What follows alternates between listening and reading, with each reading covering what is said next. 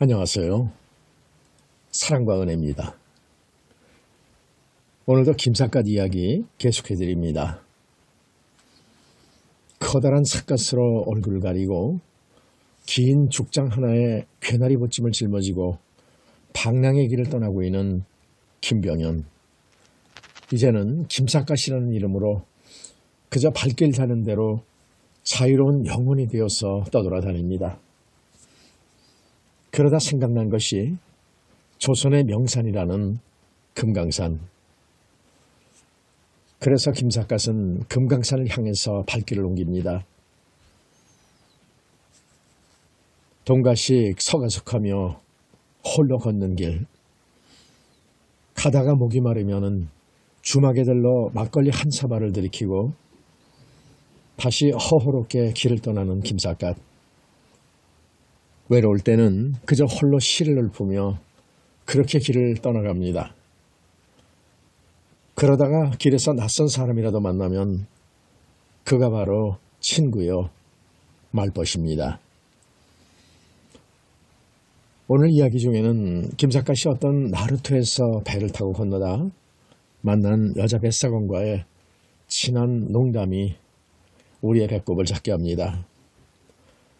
그러면 오늘은 김삿갓에게 어떤 일이 있었던 것일까요? 오늘의 재미있는 김삿갓 이야기, 이제 사랑과 은혜가 낭독해드립니다. 금강산에 가려면 어느 길로 가야 할지 김삿갓은 길을 잘 모른다. 그러나 금강산이 동북방에 있는 것만은 확실하기에 덮어놓고 그 방향으로 발길을 옮겨나간다. 한 달 걸려 못 가면 두 달에 가도 그만이요. 금년에 못 가면 명년에 가도 그만인 지극히 한가로운 나그네 길이었다. 걸음을 옮겨나가며 얼굴을 보니 눈앞은 오직 천산만수뿐이다. 산중수복 의무로라는 옛날 시가 말해주듯이 산이 병풍처럼 사방으로 첩첩이 둘러서 있는 데다가 물은 골짜기마다 흐르고 있어서 길을 찾는다는 것이 어려울 지경이었다. 산들바람이 가을을 느끼게 해주기에 문득 고개를 들어보니 노푸른 하늘가에 흰 구름이 한두 조각 둥둥 떠들어가고 있다. 김삿갓은 허공 중에 떠들어가는 구름을 허심히 바라보다가 문득 설봉대사의 부운이라는 시를 연상했다. 뜬 구름은 오는 곳이 없고 가는 것 또한 종적이 없도다. 구름의 오감을 자세히 보니 그것은 오직 허공뿐이로구나. 불교적인 관점에서 보아 인생 자체가 뜬구름처럼 허무한 것이라는 뜻일 것이다. 어떤 중은 금강산 구경을 가는 도중에 잠깐 낮잠을 자다가 깨어나 다음과 같은 시를 읊은 일도 있었다.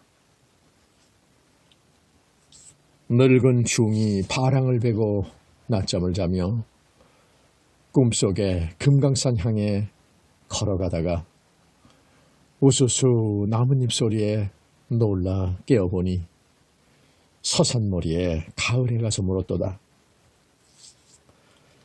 그것 역시 인생의 무상을 읊조린 노래임이 틀림없었다. 얼마를 가다 보니 나루토가 나온다. 그냥 건너기에는 너무도 넓고 깊은 냇물이었다. 나루토에는 나룻배가 한척 더 있었다. 그러나 배는 있어도 사공이 없지 않은가. 나루를 건너려면 사공이 나타나기를 기다릴 수밖에 없었다. 모래밭을 서성거리고 있노라니까 거무하에 사공이 나타났다. 그러나 사공은 남자가 아니고 여자 사공이었다. 나이는 30세가량 되었을까. 얼굴도 제법 판단한 편이었다. 여기가 어디요? 정선 땅 광탄나루라오. 건네드릴 테니 배를 타시오. 여자 편에서 서슴지 않고 배를 타라고 하는 소리에 김삿갓은 자기도 모르게 실소를 하였다. 배를 태워주신다니 고맙구려. 여자 뱃사공은 노를 저어나가는 솜씨가 보통이 아니었다. 김삿갓은 사공의 옆모습을 극히 바라보다가 적이 놀랐다. 그 여인의 옆모습이 자기 마누라의 옆얼굴과 너무도 흡사했기 때문이었다. 나룻배는 기슭을 떠나 물 위로 둥둥 떠나가고 있었다. 김삿갓은 뱃사공의 옆모습을 멀거니 바라보며 멀리 떨어져 있는 마누라를 생각해 보았다. 마누라는 내가 정말로 외갓집에 간 줄로 알고 있겠지. 그렇다면 지금쯤은 내가 돌아오기를 몹시 기다리고 있을 게 아닌가. 그렇게 생각하니 마누라에게 죄책감을 금할 길이 없었다. 나를 믿고 시집온 마누라를 생과부로 만들어 놓았으니 나는 또 하나의 죄악을 범한 셈이로구나. 그렇다고 마음을 굳게 먹고 방랑의 길에 오른 몸이 집으로 되돌아갈 수는 없지 않은가. 그럴수록에 민망스러운 느낌이 절실하여 또다시 여자 뱃속의 옆얼굴을 멀거니 바라보고 있었다. 사공은 나룻배를 멋들어지게 저어나간다. 사공의 옆얼굴이 보면 볼수록 마누라와 흡사해 보여서 김삿갓은 마누라가 나룻배를 저어가고 있는 듯한 착각에 빠졌다. 그리하여 자기도 모르게 뱃사공 앞으로 가까이 다가와 여보 마누라 하고 잘못 정다운 어조로 뱃사공에게 말을 걸었다. 무심히 배를 저어 나가고 있던 여자 뱃사공은 마누라라는 소리에 질급을 하며 놀란다. 아이 망치게 내가 왜 당신 마누라란 말이오?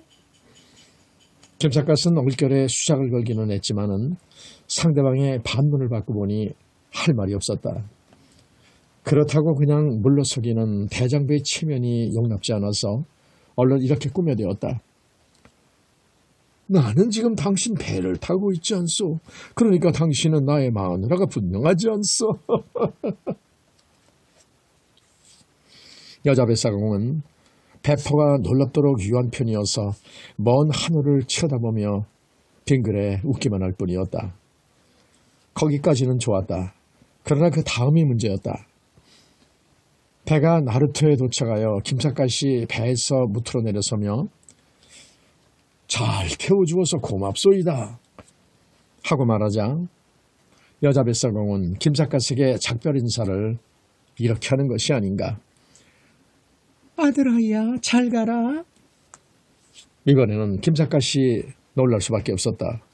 여보시오, 내가 어째서 당신 아들이란 말이오.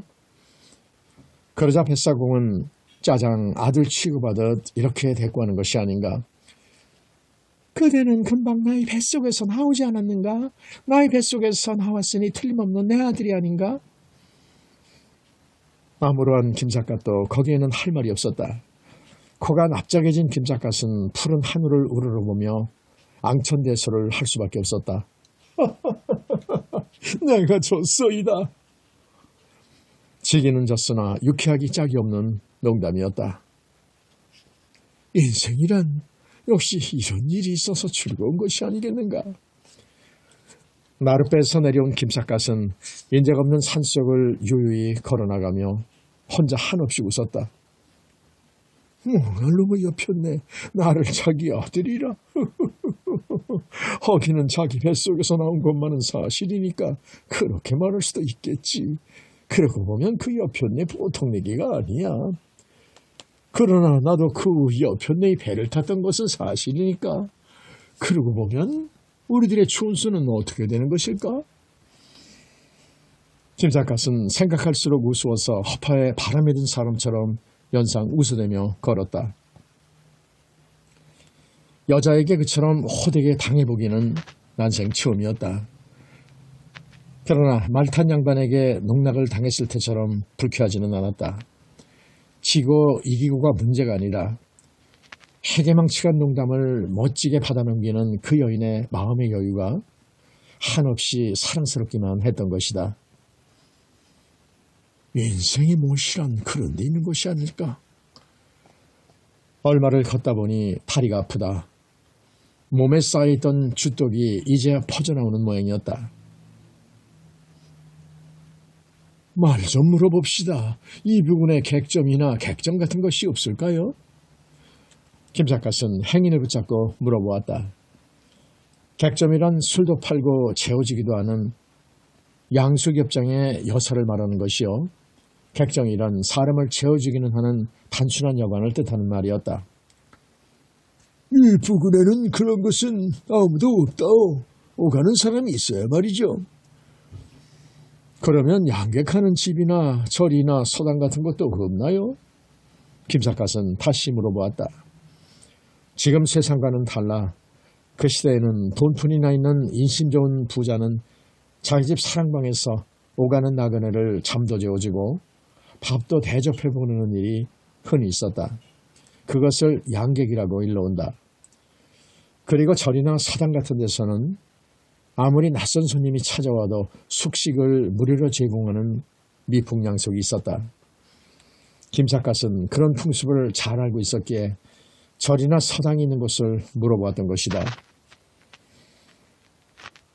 행인은 그런 질문을 받고 잠시 생각에 잠겨 있다가 여기서 20리쯤 더 가면 성미제라는 서당이 있어. 거기만 가면 편히 쉬고 갈 수 있을 것이니 그리로 가보시오. 하고 대답한다. 김삿갓은 지친 다리를 이끌고 20리를 더 걸어갈 수밖에 없었다. 이윽고 성미제로 찾아오니 낡아빠진 유관을 쓴 훈장이 수염을 쓰다듬으며 거만스러운 어조로 묻는다.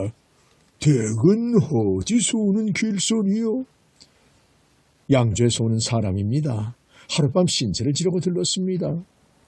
양주? 그제도 양주 손님이 하나 다녀갔는데 또 양주에서 왔다고? 아무튼 이리 들어오시오.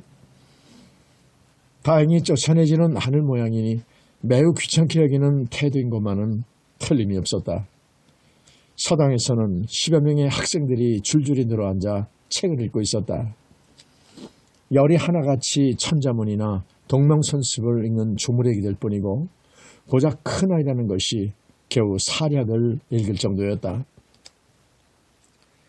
시골 훈장은 그와 같은 코올리기를 상대로 그래도 훈장이랍시고 아랫목에 도사리고 앉아 위험을 떨고 있는 것이 그야말로 가관이었다. 훈장은 수염을 연방 쓰다듬을 뿐만 아니라 아랫목에 놓여있는 논요강에 주먹 같은 가래침을 탁탁 뱉어가며 김삿갓에게 수작을 걸어온다. 이공은 양주에서 하신다고 했는데 지금 어디로 가는 길이요? 김삿갓은 귀찮은 대로 대답을 아니할 수가 없었다. 금강산 구경을 가는 길입니다. 금강산 구경을 가신다고? 금강산 구경을 간다는 걸 보니 댁은 가세가 매우 부유한 모양이구려. 초면에 남의 집 가세를 물어보는 것이 촌스럽기 짝이 없었다. 마침 그때 사략을 읽고 있던 고 제자가 책을 들고 와서 손가락으로 글자 하나를 짚어 보이며 훈장에게 묻는다. 선생님, 이게 무슨 글자입니까? 김삿갓이 얼른 넘겨다 보니 둘을 요자라는 글자였다. 그러나 훈장은 앞만 보아도 알 수가 없는지 벼랑간 눈을 비벼대면서 내가 돋보기가 없어서 글자가 보이지 않는구나. 내일 돋보기를 가지고 와서 가르쳐 줄 테니 그리 알고 있거라. 하고 그냥 넘겨버리는 것이 아닌가. 모르는 글자를 눈이 어두운 탓으로 돌려버리니 훈장의 실력이 어느 정도인가는 가히 짐작할 수 있었다. 훈장은 그러고도 위험을 떠느라고 김삿갓에게 다시 묻는다. 사람은 책을 많이 읽어야 하는 법이요. 귀공은 책을 어느 정도로 읽으셨소? 김삿갓은 약간 안 읽고 온 생각이 들어 얼른 이렇게 대답하였다. 책을 많이는 못 읽고 겨우 사서삼경이나 읽었을 뿐입니다. 훈장은 사서삼경이라는 소리에 호들갑스럽게 놀라는 기색을 보인다. 사서삼경? 사서삼경까지 읽었다면 학문이 매우 독실하신 편이 아니요. 마침 그때 문 밖에서 큰 기침 소리가 나더니 60세가량 되어 보이는 늙은이 하나가 방 안으로 들어서며 학장 선생 안녕하시오 하고 말한다. 의관을 정지하고 손에는 장주까지 들고 있는 폼이 제법 세도가인 듯 싶었다. 훈장은 손님을 보자 허겁지겁 일어서더니 두 손을 비비고 허리를 굽실거리며 풍헌 영감님께서 왕님해 주셔서 이런 영광이 없사옵니다. 어여 아랫목에 앉으십시오. 하고 대뜸 아랫목으로 모시는 것이 아닌가. 김삿갓은 풍헌이라는 소리에 자기도 모르게 실수하였다. 풍헌이란 대단치 않은 촌늙은이에게 때문이었다. 초학 훈장이 아무리 초라한 존재이기로 선비로서의 체면만은 제대로 지켜나가야 할 것이 아니겠는가. 그럼에도 불구하고 일개 촐로에 불과한 풍헌 영감에게 채신머리 없이 아첨을 한다는 것이 말이 안 되는 일이다. 시골에서 훈장 노릇을 해먹으려면 저렇게 비굴해야 하는 것일까. 풍헌 영감은 아랫목에 도도하게 도사리고 앉더니 김삿갓을 실끝 쳐다보며 어디서 손님이 오셨나 보구려 하고 훈장에게 묻는다. 훈장은 약간 당황하는 빛을 보이며 김삿갓에게 이렇게 말하는 것이었다. 참, 이 어른한테 인사 여쭈시오. 이 어른으로 말씀하면 우리 서당의 당주 어른이시오. 이 사람은 금강산으로 가는 과객이온데 사서 삼경을 모두 읽었다는 매우 박식한 선비인가 봅니다. 풍헌 영감은 소개의 말을 듣고 매우 감탄하는 빛을 보였다. 금강산 구경을 가는 과객인데 사서 삼경까지 읽으셨다고? 그렇다면 학장 선생은 이 깊은 산중에서 좋은 글친구를 만난 셈이구려. 이를테면 그런 셈입니다. 풍헌 어른께서 어려운 걸음을 해주셔서 오늘은 제가 술을 한 잔 대접하기로 하겠습니다. 이리하여 아이들이 글을 읽고 있는 서당방 아랫목에서는 난데없는 향연이 벌어지게 되었다. 김삿갓은 목이 컬컬하던 판인지라 생각조차 못했던 향연에 참여하게 된 것이 결코 싫지는 않았다. 훈장은 자신의 신변보장을 위함인지 방주인 풍헌 영감에게 연방 아첨을 떨고 있었다. 그러나 김삿갓에게는 그 꼬락서니가 매우 못마땅해 보였다. 이윽고 서당이 파괴되자 훈장은 김삿갓을 내버려둔 채 풍헌 영감을 다른 술집으로 모시고 나가버린다. 김삿갓은 저녁밥을 한 술로도 먹고 나니 심심해 견딜 수가 없었다. 그리하여 파적거리 삼아 초학 훈장의 이야기를 다음과 같은 희시로 엮어보았다. 산골 훈장이 위험을 떨쳐가며 낡은 관 높이 쓰고 가래침 배터대네. 고작 높은 제자가 사략 읽는 아이요. 가깝다는 친구는 풍헌 영감이더라. 모를 글자 만나면 눈 어둡다 핑계대고 주석에선 늙은노라 술잔을 먼저 받네. 서당밥 한 그릇에 생색내며 하는 말이 금년 과객 모두가 양주 사람이라네. 등잔 밑에 홀로 앉아 이상과 같은 붓장난을 즐기고 있는데 문득 문 밖에서 소년의 목소리로 과객 선생님 주무셨습니까? 하고 조심스럽게 묻는 소리가 들려오지 않는가. 나를 찾아올 사람이 아무도 없는데 누가 이 밤중에? 김삿갓은 의아스럽게 여기며 방문을 열고 밖을 내다보았다. 문 밖에는 14, 15세 되어 보이는 소년이 하나 쭈빅거리며 서 있었다. 얼굴을 자세히 보니 그 아이는 아까 서당에서 사략을 읽고 있던 아이가 아닌가. 아니, 너는 아까 서당에서 사략을 읽고 있던 아이가 아니냐? 네가 웬일로 이 밤중에 왔느냐? 찾아온 아이는 허리를 연신 굽실거리며 선생님을 잠깐 뵙고 싶어 찾아왔습니다. 너의 선생님은 조금 전에 풍원 영감과 함께 술집에 가셨다. 지금은 계시지 않으니 어떡하지? 그러자 찾아온 아이는 고개를 좌우로 흔들며 아닙니다. 우리 선생님을 만나 뵈러 온 것이 아니었고 과객 선생님을 만나 뵙고 싶어 왔사옵니다. 하고 말하는 것이 아닌가. 김삿갓은 적이 놀랐다. 나를 만나러 왔다고? 무슨 일로 왔는지 모르지만은 나를 만나러 왔거든 이리 들어오너라. 머리채를 기다랗게 따라내린 아이는 방 안으로 들어와서 김삿갓에게 넙주건이 큰 절을 하고 나서 자기소개를 이렇게 하는 것이었다. 저는 이 서당의 접장이온데 이름은 조등남이라고 합니다. 가객 선생님께서 아까 서당에서 만나 뵈온 조풍원 영감님은 바로 저희 아버님 되시는 분이옵니다. 그래. 내가 바로 아까 그 풍원 영감님의 아드님이란 말이지. 그런데 무슨 일로 나를 찾아왔느냐?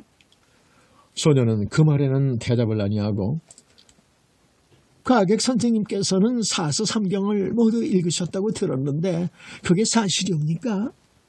하고 엉뚱한 말을 묻는다. 아까 훈장에게 한 말을 옆에서 엿들은 모양이었다. 김삿갓은 실소를 하였다. 사서삼경을 다 읽었지. 그걸 왜 묻느냐? 소녀는 그제야 안도의 숨을 내쉬며 제가 어떤 사람한테 편지를 냈더니 답장을 보내왔사옵는데 저로서는 편지의 사연을 도저히 이해할 수가 없사옵니다. 그래서 과객 선생님에게 편지 풀이를 좀 해주십사 하는 부탁을 드리려고 찾아왔사옵니다. 그런 일이라면 너희 선생님한테 물어보면 될 게 아니냐? 우리 선생님은 글이 짧으셔서 아무리 봐도 모르실 것 같아 선생님을 찾아온 것이옵니다. 얘기 이 녀석, 너희 선생님이 모르실 일이라면 남들 어떻게 알겠느냐? 아무튼 편지를 이리 내놔보아라. 소녀는 기대에 부푼 표정으로 호주머니에서 편지를 꺼내 보인다. 김삿갓은 문제의 편지를 펼쳐보다가 깜짝 놀랐다.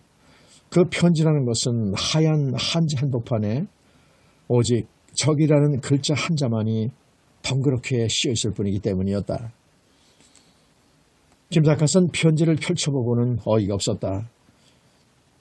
한문은 워낙 표의 문자이기 때문에 한 장의 편지를 거두절미하고 두세 글자만으로도 쓸 수는 있는 일이다.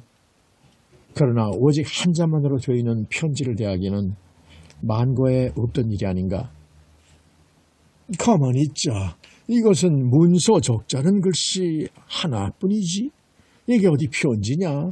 혹시 내가 다른 종이를 편지로 잘못 알고 바꿔 가지고 온 거 아니냐?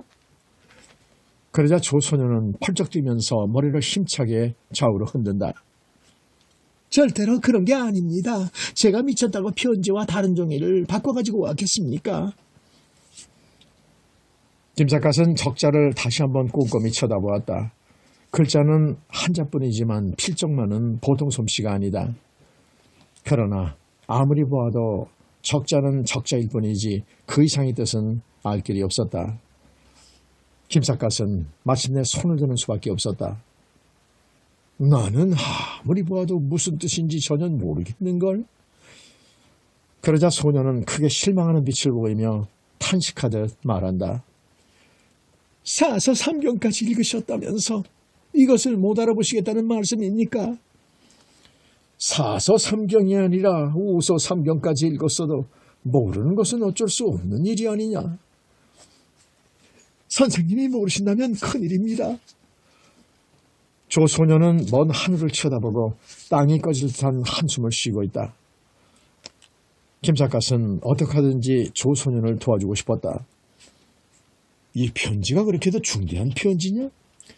물론입니다. 저의 모든 운명이 이 편지에 걸려있다고 해도 과언이 아니옵니다. 뭐?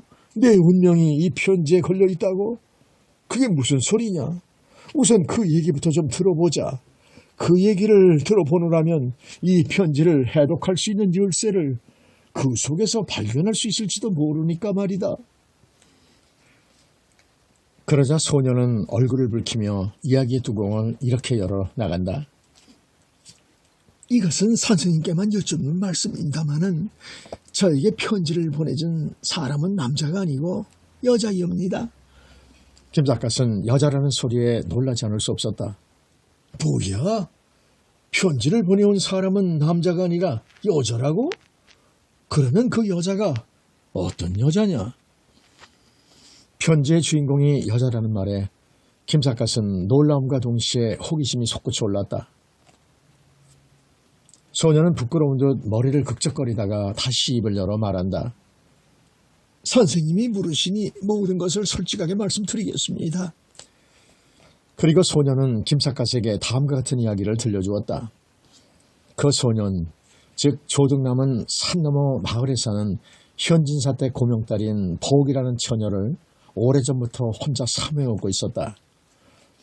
보옥이라는 처녀는 나이가 조등남보다 2살 맞이인 16살로서 얼굴도 아름답거니와 학식도 대단하여 농농와 맹자까지 읽었다는 것이었다.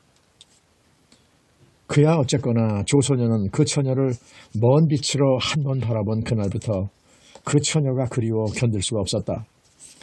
자나깨나 눈앞에 아른거리는 것은 오직 그 처녀의 자태뿐이었던 것이다. 그리하여 몇 달 전부터는 현진사대 계집종을 매수하여 그 처녀에게 구애의 편지를 보내기 시작하였다. 물론 처녀한테서는 답장이 없었다. 그러나 조소녀는 답장이야 있거나 말거나 닷새에 한 번씩 꼬박꼬박 편지를 보냈다. 그 모양으로 10번이나 편지를 보냈더니 현처녀도 조소년의 정성에 감동이 되었는지 이번에 처음으로 답장을 보내왔는데 그 답장이 바로 척이라는 글자 한자뿐이라는 것이었다. 김 작가는 자초지종을 다 들어보고 소리를 크게 내어 웃었다. 10번 치고 안 넘어가는 나무가 없다더니 너의 끈덕진 공세 그 처녀가 기어코 함락이 되어버린 모양이로구나. 그러자 소년의 얼굴에는 벼랑간 분노의 빛이 넘친다.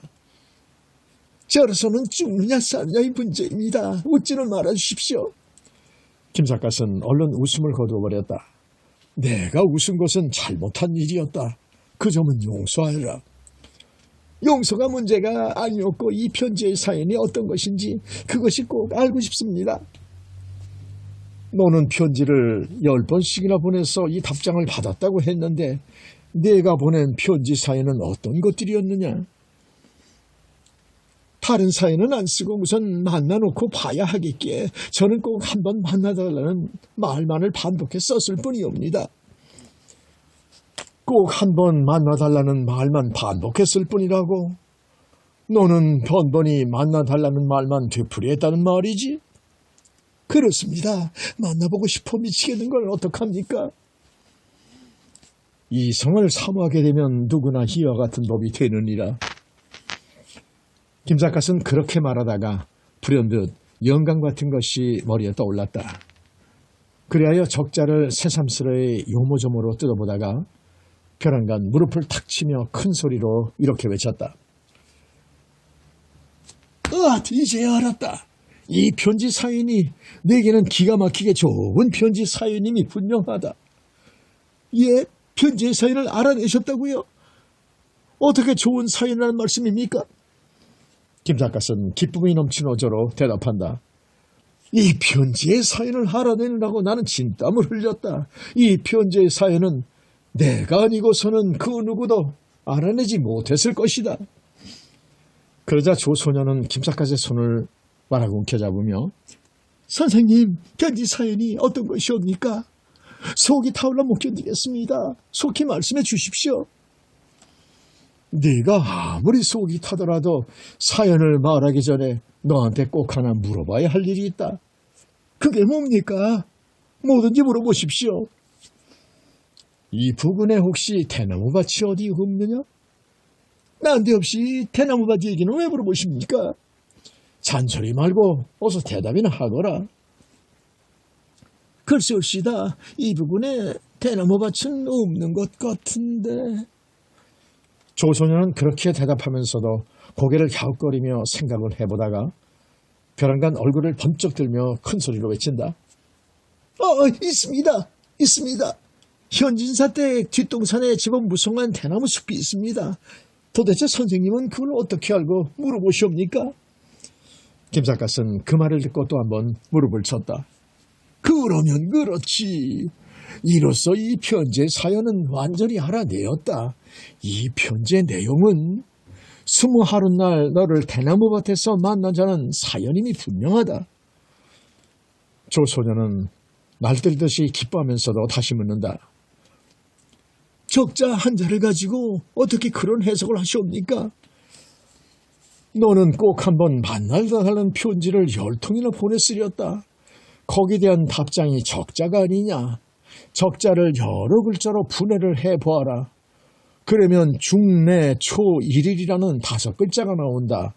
그러니까 이 편지는 20하룻날 대나무밭으로 오라는 뜻임이 분명하지 않느냐. 소녀는 너무도 기뻐 김삿갓에게 큰절까지 하며 말한다. 선생님, 이제 알겠습니다. 선생님이 아니시면 저는 그 처녀를 영원히 못 만날 뻔했습니다. 오늘이 20날이니까 20하룻날은 바로 내일이로다. 내일은 제 만사하고 대나무밭에 가서 그 처녀를 만나보도록 하거라. 선생님 정말 고맙습니다. 이 은혜를 어떻게 갚아야 합니까? 얘기 이 녀석. 내가 부운을 바라고 편지풀이를 한 줄 아느냐? 그야 물론 선생님이 그럴 분이 아니신 것은 저도 잘 알고 있사옵니다. 그러나 저희 아버님께서 선생님의 은혜를 결코 모르신다고는 하지 않으실 것이옵니다. 김삿갓은 그 말을 듣고 저기 놀랐다. 아니 그럼 너희 아버님은 이 편지 사건을 이미 알고 계시다는 말이냐? 아닙니다. 아버님께서는 아직 아무것도 모르고 계시옵니다. 그러나 저는 오늘 밤 집에 돌아가 아버님께 모든 것을 사실대로 여쭤보릴 생각입니다. 김삿갓은 조소년의 말에 얼른 이해가 가지 않았다. 나는 네 말을 이해할 수가 없구나. 처녀 총각이 비밀리에 만나는 것을 어느 부모가 좋아하리라고 그런 얘기를 아버님에게 자진해서 고백하겠다는 것이냐? 조소년은 머리를 가로저으며 대답한다. 아닙니다. 상대방은 진사댁인데 저희 아버님은 풍원에 불과하기 때문에 결혼 같은 것은 감히 엄두를 못 내시옵니다. 그러면서도 진사댁 따님을 며느리로 맞이했으면 하고 내심으로는 무척 갈망하고 계시옵니다. 그러니까 제가 선생님 덕분으로 그 처녀와 만날 수 있게 된 것을 아시면은 아버님이 선생님의 은혜를 얼마나 고맙게 생각하실 것이옵니까? 겉으로는 어수룩해 보이는 조소년이건만 모든 일을 계획적으로 추진시켜 나가려는 데는 놀라움을 금할 길이 없었다. 이제 알고 보니 내가 보통 얘기가 아니로구나. 풍원댁에서 진사댁 교수를 며느리로 맞이하여 온다면은 그야말로 영광스러운 혼인임에는 틀림이 없겠지. 그러나 진사 영감이 너희들의 혼인을 응낙해 줄 것 같으냐? 저희가 지체는 낮지만 돈은 많고 진사댁은 가난한 편입니다. 그러니까 당사자끼리 마음만 맞으면 결혼이 불가능하지는 않을 겁니다. 내가 아주 육조배판을 다 하고 있구나. 그 처녀가 그렇게까지 마음에 든다면 소원 성취하도록 노력해보아라. 그러자면 이제 앞으로도 선생님의 도움이 꼭 필요할 것 같사오니 잘 부탁드리옵니다. 무슨 소리냐? 내가 왜 남의 집 혼사에 감 놓아라 배 놓아라 하겠느냐? 나는 몸이 고단에 일찍 자야 하겠다. 그만 돌아가 보아라. 김삿갓은 조소년을 억지로 쫓아보내고 자리에 누워버렸다. 훈장은 초저녁에 풍원 영감과 함께 나간 채 밤이 깊어도 돌아오지 않는다. 김삿갓은 늘어지게 자고 나서 깨어보니 날이 훤히 밝았는데 훈장은 아직도 돌아오지 않았다. 텅 비어있는 사당방에 혼자 앉아 애꿎은 담배만 피우고 있노라니까 생각지도 않았던 조풍원 영감이 새벽같이 찾아온 것이 아닌가. 아니, 풍원 영감께서 새벽같이 웬일이십니까? 훈장 선생은 어제 영감님과 함께 나가서 아직 돌아오지 않았습니다. 풍원 영감은 어제와는 난판으로 김삿갓에게 머리를 정중하게 숙여 보이며 말한다. 너는 학정 선생을 찾아온 것이 아니고 작가 선생을 찾아온 것입니다. 풍원 영감은 무릎을 꿇다시피 하고 마주 앉더니 이렇게 말하는 것이 아닌가. 실은 어젯밤 자식놈한테 자세한 이야기를 다 들었습니다. 내 자식이 현진사태 교수와 만날 수 있는 길을 선생께서 열어주셨다니 세상에 이런 고마운 일이 어디 있겠습니까? 김삿갓은 조풍원 영감의 지나치게 정중한 인사가 오히려 송구스러울 지경이었다.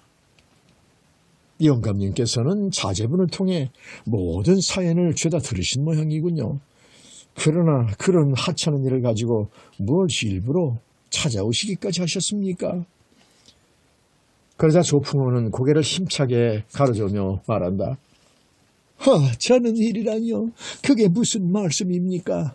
우리 집 아이로 말하면 내게는 하나밖에 없는 만득자입니다.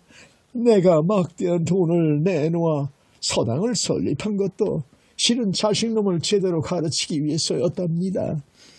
그 아이가 벌써 14살이 되었기에 진작부터 장가를 보내야겠다고 생각을 하면서도 마땅한 혼처가 없어 미뤄오고 있던 중이었습니다. 그런데 선생께서 우리 집 아이가 현진사태 교수와 만날 수 있는 길을 열어주셨다니 세상에 이런 고마운 일이 어디 있겠습니까? 조소년이 이미 말한 바와 같이 풍원 영감은 현진사태 교수를 며느리로 맞아오고 싶은 마음이 간절한 모양이었다. 김삿갓은 웃으면서 대답한다. 나는 그 까다로운 편지 사연을 풀어주기는 했을 뿐이지 그 외에는 아무것도 한 일이 없습니다. 누구도 모르는 편지 사연을 알아내시어 당사자들이 직접 만날 수 있게 해주신 것이 얼마나 중대한 일입니까? 두 사람이 정말로 만나게 될지는 그것은 오늘 저녁까지 기다려 봐야 할 일입니다. 그건 그렇었지요. 그러나 누구도 알아볼 수 없는 편지를 정확하게 풀이해 주신 일만으로도 선생의 은혜는 만극무비합니다. 부모된 입장으로서는 자식놈의 그런 은혜를 어찌 모르는 척 할 수 있어오리까. 그래서 저희 집에 간략한 조반 준비를 해놓고 선생을 집으로 모셔가려고 온 것입니다.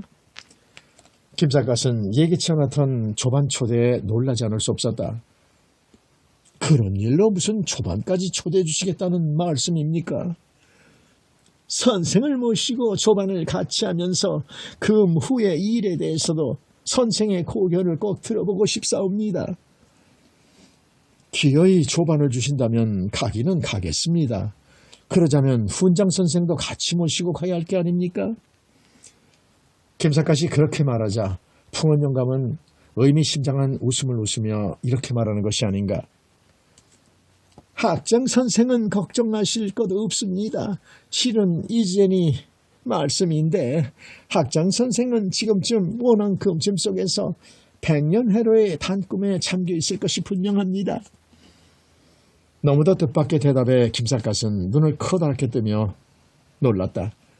아니, 원앙금침 속에서 100년 해로의 단꿈에 잠겨 있다뇨? 그게 무슨 말씀입니까? 김삿갓은 그렇게 반문하며 내심으로는 훈장이 혹시 어느 집 과부를 소실로 유인하고 있는 것이 아닌가 싶었다. 시골 훈장들이란 음흉스럽기 짝이 없어 순진한 과부들을 교묘한 수단으로 꿰어다가 소실로 삼는 일이 어디서나 흔히 보아오던 일이다. 성미제의 훈장도 그런 부류의 인간이 아닌가 싶어 김삿갓은 내심 매우 불쾌하게 생각하고 있었다. 풍원 영감은 그런 눈치를 채었는지 얼른 이렇게 말한다. 학장 선생이 오랫동안 호라비 신세를 면하지 못하고 있기에 어젯밤 제가 속현을 시켜드렸답니다. 예? 그분이 호라비였던가요? 물론이지요. 우리 마을에 마침 얌전한 규스댁이 하나 있기에 내가 중간에 나서서 인연을 맺어준 것이지요. 사내들이란 아무리 나이를 먹어도 마누라가 있어야 하는 것이 아니겠습니까? 호랍이라면 물론 속현을 해야겠지요. 그런 줄 알았으면 나도 축하 인사를 올릴 걸 그랬소이다. 김삿갓은 그렇게 말하며 혼자 고개를 끄덕였다. 훈장이 풍원 영감을 신주단처럼 받들어 모시던 까닭을 이제야 알 수 있었기 때문이었다. 이윽고 김삿갓은 풍원 영감을 따라서 그의 집에 도착했다. 풍원 영감네 집은 마을 한복판에 있는 고래등같이 큰 집이었다. 시골서는 좀처럼 보기 드문 화판 주택인 것으로 보아 돈이 많은 것만은 분명해 보였다. 얼마 후에 조반상이 나오는데 상위에는 사내 진미가 그득하였다. 그러나 술이 없는 것만은 천만유감이었다. 아무것도 차린 것이 없습니다만 많이 드십시오. 김삿갓은 웃으면서 대답한다. 차린 것이 없다면서 무엇을 먹으라는 말씀입니까? 차린 것이 아무것도 없다고 하셨으니 내게는 술이나 한 잔 주면 고맙겠습니다. 풍원 영감도 소리를 크게 내 웃으며 하인들을 꾸짖는다. 여봐라, 너희들은 술을 안 내오고 무엇하고 있느냐? 그리고 김삿갓에게 말한다. 서울에서는 정수동이라는 사람이 익사를 잘 부린다고 들었는데 사갓 선생은 정수동이를 뺨칠 정도로 익살이 능하십니다 그려. 일개의 낙백객에 불과한 사람을 정수동에 견주어 주시니 안팎으로 면구스러운 일이옵니다. 내가 워낙 무식하여 말로는 선생을 당해낼 길이 없습니다 그려. 자, 술을 한 잔 드시지요. 이 술은 감노주올시다. 이런 좋은 술을 마시면 입술이 부르트지 않을까 걱정스럽습니다. 익사를 부려가며 한 잔 마셔보니 과연 입안에 향취가 진동이 오는 것이 아닌가. 과연 좋은 술이올시다.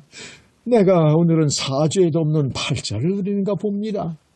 그건 그렇고 자제분이 보이지 않으니 웬일입니까? 덕남이라는 아이가 그림자도 보이지 않으므로 김삿갓은 지나가는 말로 물어보았다. 김삿갓의 질문을 받고 나자 풍원 영감은 벼랑간 의아스러운 표정을 짓는다. 아니, 우리 집 아이들어 대나무 밭으로 찾아가서 현진사 때 교수를 만나보라고 일러주신 분은 사갓 선생이 아니셨습니까? 김삿갓은 그제야 눈치를 채고 그렇게 알려준 것은 분명히 나였습니다. 그러나 새벽부터 대나무 밭으로 달려가서 무작정 기다릴 필요는 없지 않습니까?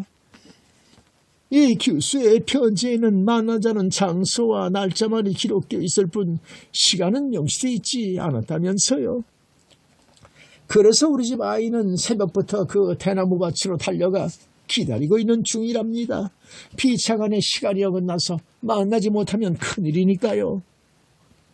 김삿갓은 그 말을 듣고 소리를 내 웃었다. 아무리 시간이 명시되어 있지 않기로 규중처자가 이목이 번다한 대낮에 나타날 리가 없지 않습니까? 처녀 총각들이 미래할 때에는 대개 해가 지고 달이 떠오르는 시간을 선택하는 법이랍니다. 풍원 영감은 저기 불안스러워하면서 우리 집 아이가 어디 그런 것까지야 알겠습니까? 시간이 어긋나 만나지 못하면 큰일이라 싶었던지 새벽부터 간다고 서두르기에 나 역시 그러는 게 좋을 것 같아 새벽같이 보내버렸답니다. 매사를 튼튼하게 하시느라고 그러셨군요. 그러나 두고 보십시오. 본인들이 만나는 시간은 해가 지고 달이 떠오를 때라 할 것입니다. 문제의 처녀가 미래의 날짜를 20일로 정한 것은 달이 떠오르는 시간을 염두에 두고 선택한 것 같기에 김삿갓은 자신을 가지고 예언하였다. 풍원 영감은 연방 걱정스러운 빛을 보이며 언제 만나더라도 성혼만 되었으면 좋겠습니다. 본인이 답장을 보내올 정도였으니까 이쪽에서 성의만 보이면 일은 순조롭게 풀려나갈 것입니다.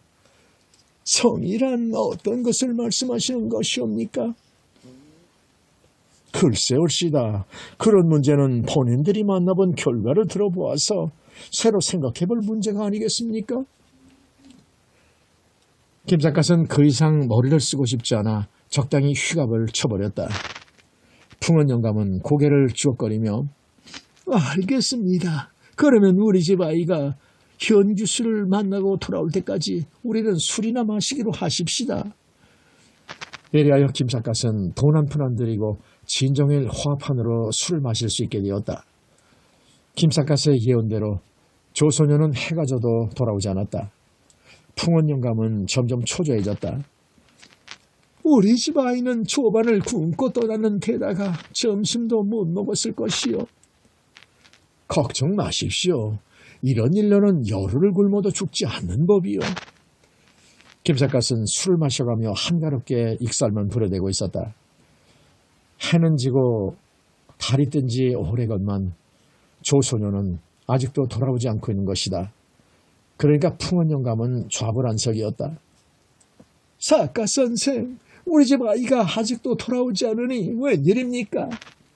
김삿갓은 너토를 쏘는 웃으면서 이렇게 대답한다. 처녀 총각이 어렵게 만났는데 쉽게 떨어질 것 같습니까? 자정 안으로는 돌아올 테니 너무 염려 마십시오. 무사히 돌아와주면 좋겠지만 한밤중에 혼자 다니다가 혹시 밤 짐승이라도 만나면 여보시오. 호랑이한테 물려갈까 봐 걱정이시오. 내가 관상을 좀 볼 줄 아는데 그 아이가 밤짐승에게 물려갈 상은 아닙니다. 김삿갓은 안심시켜주려고 헛된 소리를 씹으려 되었다. 풍원 영감은 관상이라는 말을 듣더니 크게 놀라며 사갓 선생은 관상도 볼 줄 아셨던가요? 그렇다면 한 말씀 묻겠는데 우리 집 아이의 상이 어떠합니까? 하고 나온다.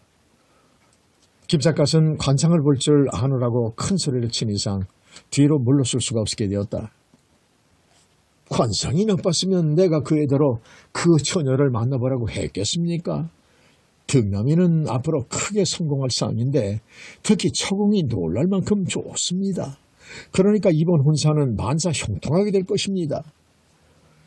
남을 칭찬해 주어서 손해볼 것이 없기에 김삿갓은 무작정 치키 올려주었다. 그래요? 우리 집 아이의 처공이 그렇게도 좋습니까? 풍원 영감이 어쩔 줄을 모르고 기뻐하는 바로 그때 방문 밖에서 하인의 말이 들려온다.